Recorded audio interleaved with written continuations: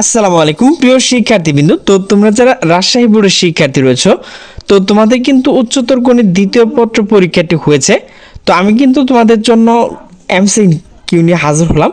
তো আমার কাছে কিন্তু গ সেট রয়েছে, তো তোমরা কিন্তু ক খ গ ঘ সকল প্রশ্ন উত্তর কিন্তু এখান থেকে পেয়ে যাবে।